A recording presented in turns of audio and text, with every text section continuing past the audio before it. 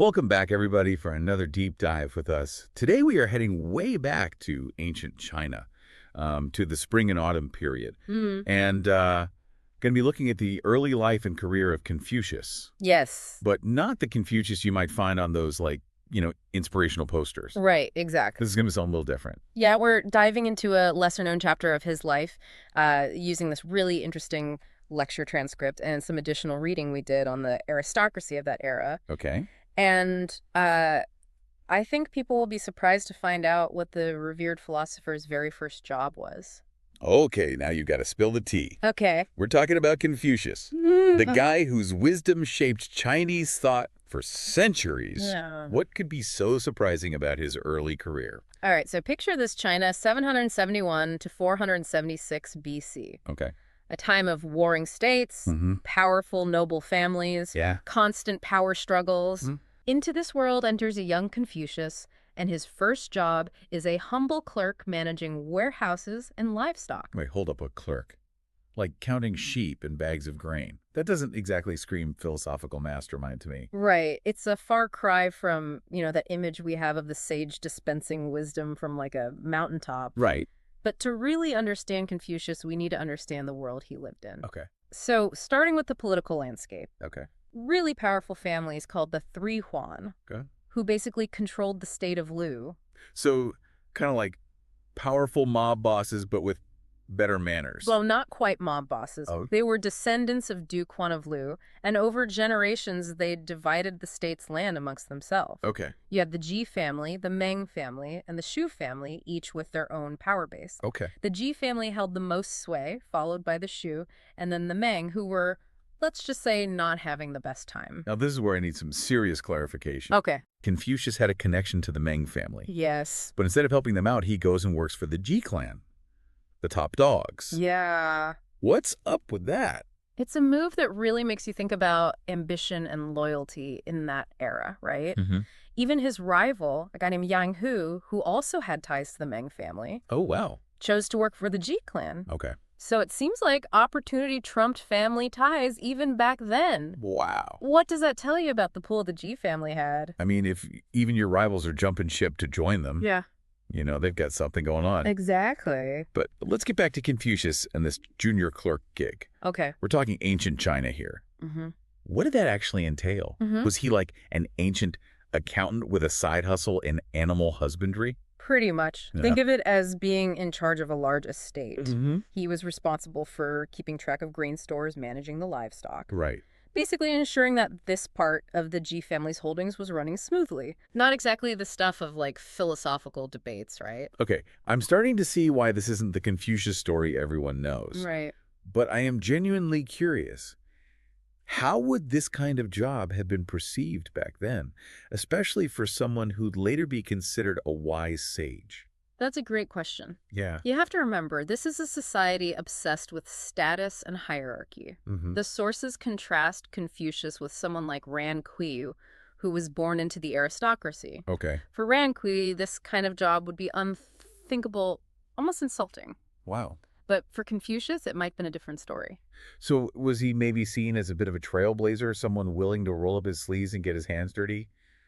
Or would people have thought he was crazy for taking a job like that? That's where things get really interesting. Okay. Actually, Confucius's dedication and success in this role. Huh. They talk about his meticulous record-keeping and how the livestock thrived under his care. Wow. It seems like he took real pride in his work, regardless of what others might have thought. Okay, so maybe there's more to this junior clerk thing than meets the eye. Yeah. But before we go any further, Yeah. I've got to ask about something I read. Wasn't there a whole controversy about Confucius supposedly becoming a high-ranking minister early in his career? Did historians get it all wrong? Yes, the Sikong debate. This is where things get really interesting, and they show how archaeology can turn history on its head. Okay. So for centuries, scholars believe that Confucius had this meteoric rise to power based on the writings of Sima Qian, Okay. the famous Han Dynasty historian. And he claimed that Confucius became the Sikong, Okay. which in Sima Qian's time was a powerful ministerial position. So did Sima Qian just make stuff up? Was he trying to spice up Confucius's life story a little bit? It's not quite that simple. Right. Remember, Sima Qian was writing centuries after Confucius lived. It's possible that the meaning of Sikong changed over time. Okay. But then in the 1970s, archaeologists unearthed something incredible, the sleeping tigerland kin slips. Okay. These bamboo texts shed new light on the term Sekong, and guess what they revealed? Don't leave me hanging.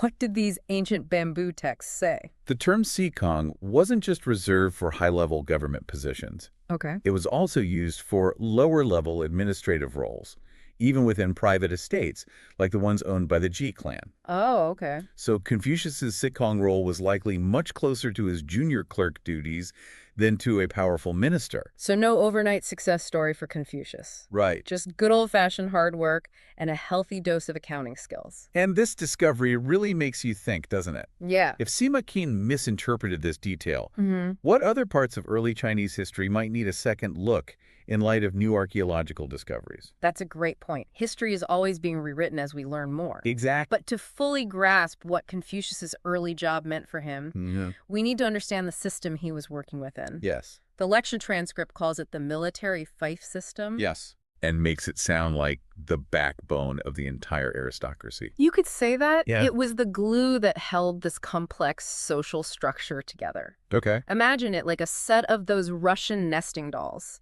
each one fitting inside the next. Okay. At the very top, you have the King of Zhou, the theoretical ruler of all under heaven. But below him, things get a little more complicated, right? It's not No. like he was directly managing every little detail across the whole country. Exactly. That's where the vassal lords come in. Okay. Think of them like powerful regional governors.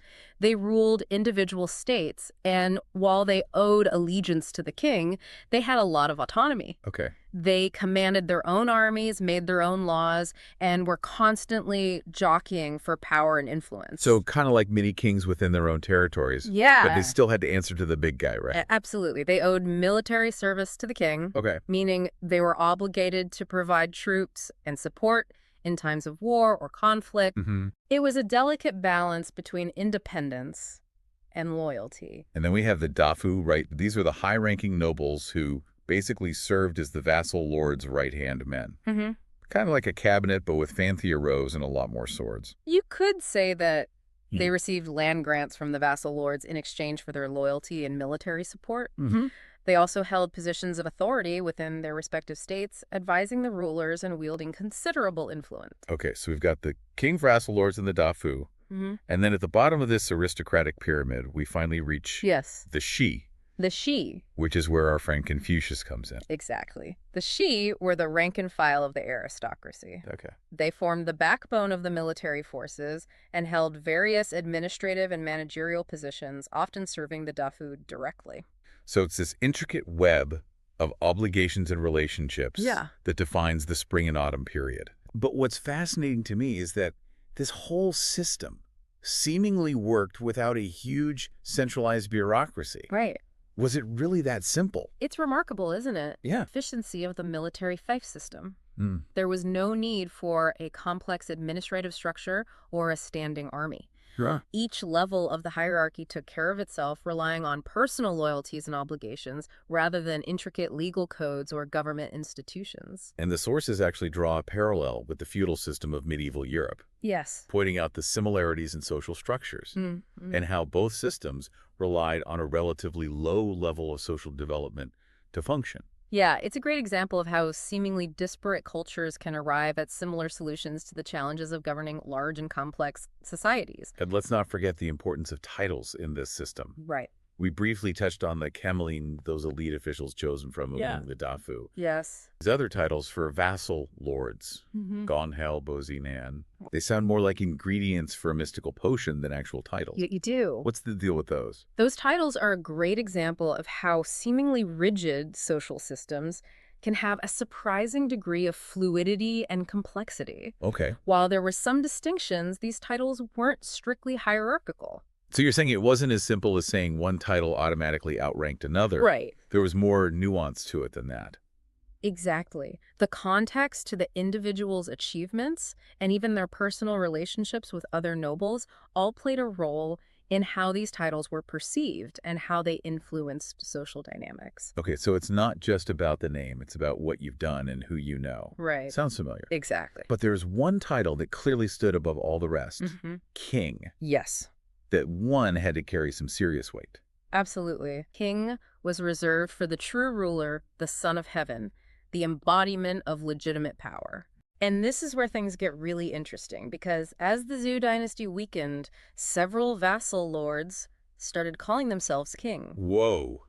Talk about a power move. Yeah. That's like straight up challenging the authority of the king. It was. It was a bold declaration of independence, a clear sign that the old order was crumbling and a new era of fragmentation and conflict was emerging. Okay, so we've got a weakening king, ambitious vassal lords, and a whole lot of social and political upheaval. Yes.